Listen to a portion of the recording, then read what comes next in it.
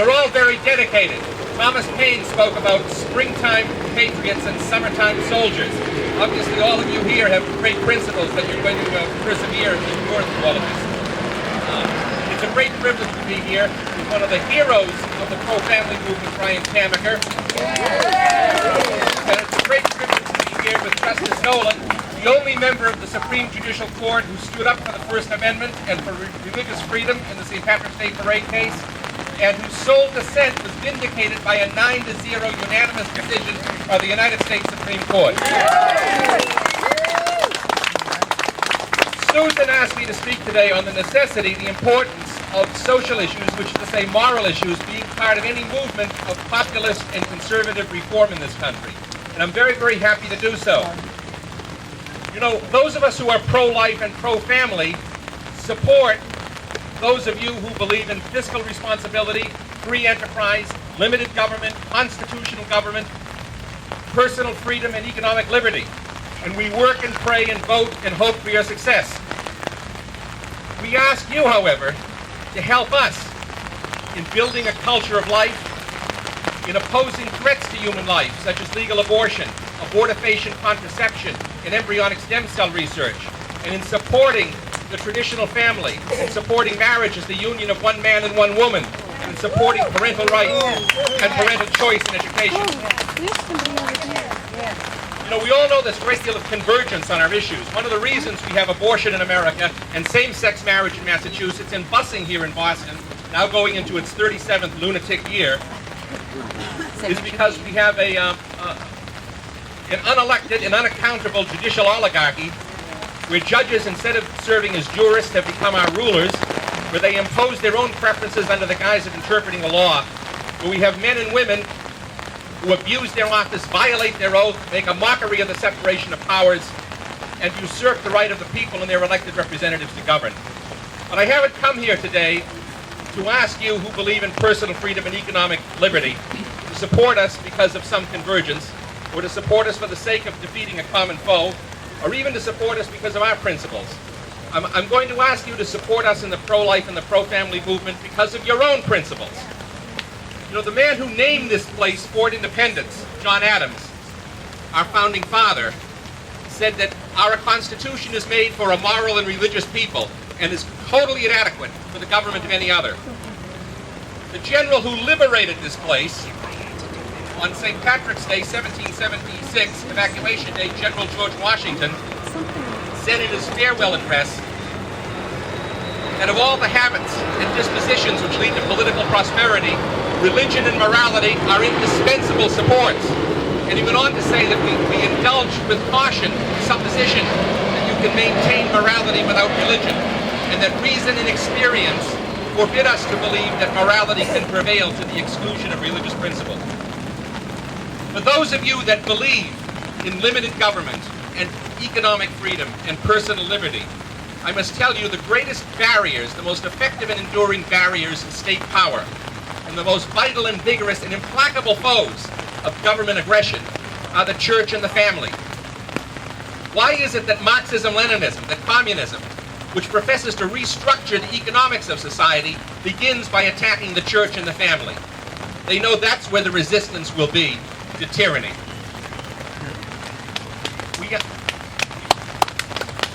We ask you to support us in creating a society where religion is honored, where traditional morality is upheld, and where the family is protected.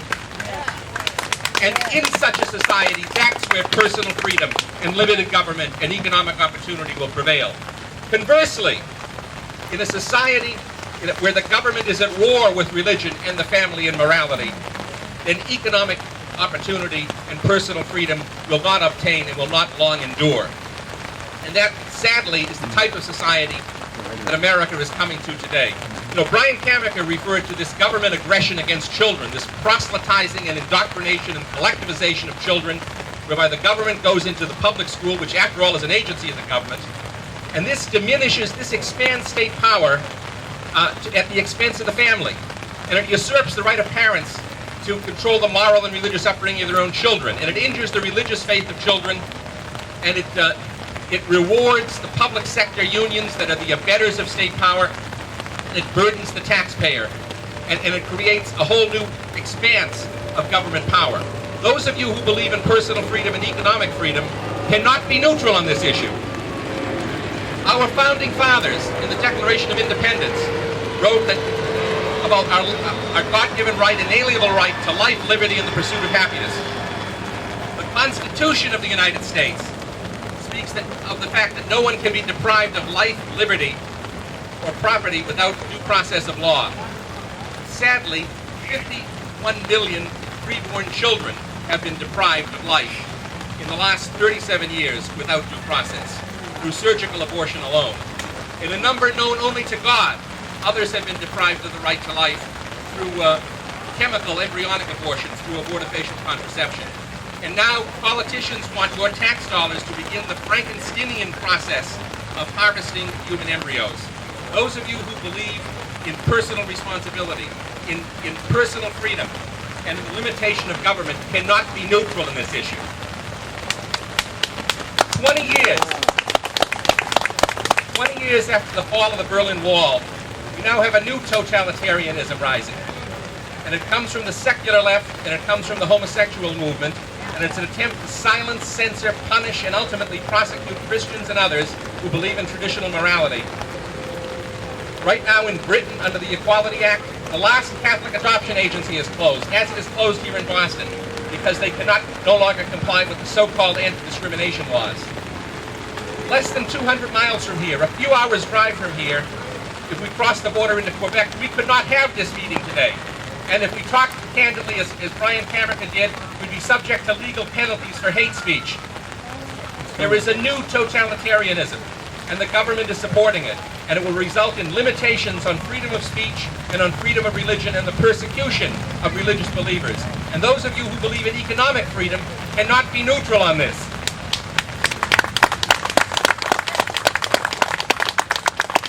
You wonder why we have such a terrible debt in our country, unprecedented trillions of dollars of debt. A society of families plans prudently for the future. A society of disconnected, atomized individuals who think nothing of nothing but materialism and self-gratification does not. Is it any coincidence that the modern apostle of deficit spending, John Maynard Keynes, was someone who repudiated traditional morality and rejected the traditional family? Many of you here are concerned about the security of our borders, and we all know about the woefully inadequate enforcement. But it's not just an issue of enforcement. The sad and harsh reality is that one of the economic forces driving illegal immigration is the fact that the American majority no longer has a reproductive birth rate. And that has to do with abortion, contraception, sodomy, and divorce. Thank you. It's a moral issue, ultimately. And that moral issue must be addressed if America's borders are to be secured.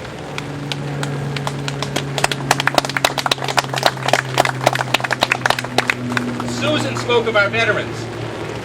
Do you ever wonder how it is that National Guardsmen and reservists in their 40s and 50s, men who not only have wives and children but grandchildren, are being killed overseas on their second and third and maybe fourth deployments? Once again, that has to do with our birth rate. Large families produce vocations for the military the same way that large families produce vocations for the church. For those of you that are not persuaded, and that consider yourselves conservatives, consider yourselves believers in economic freedom and personal liberty, but are unwilling, for whatever reason, to embrace the pro-life and the pro-family cause, I would like to speak to you courteously but candidly in what the Soviets might have called a frank and comradely manner. Like African slavery and abolition in the 19th century, the issue of abortion is never going to go away so long as the killing continues. Never, ever. Those in the pro-life movement will continue to persevere, and they will continue to work against this dreadful abomination, the willful murder of the innocent. Our society, and those of us in the pro-life movement, are unprepared to support any movement that will be purely capitalist and purely libertarian in its orientation. And I can assure you that our patience has run out after 40 years with the crumbs from the table approach that we have from the Republican Party. You know,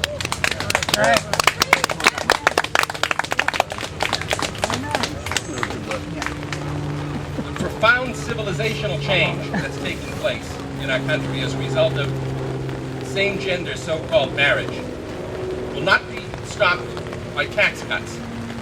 And the demographic winter that Europe is facing and its impending Islamification, which is a harbinger and a warning for the American majority, will not be cured by the free market. We must look to a moral solution to this country's crisis. Yes. God forbid, by the way, the pro-family and pro-life people ever walk away from the political institutions of this country. For those that are economic conservatives, we can then say, may God help you, because no one else will. Economic conservatives need the pro-life and the pro-life movement to defeat the left. We, on the other hand, are prepared to carry on. You know, Bill Cotter at Operation Rescue saves more unborn children on the streets of Boston and Brookline in front of the abortuaries than all the conservative politicians in Massachusetts put together. So let us work together and create a culture of life, because that is a culture where freedom will prevail. Thank you very much. Thank you, CJ.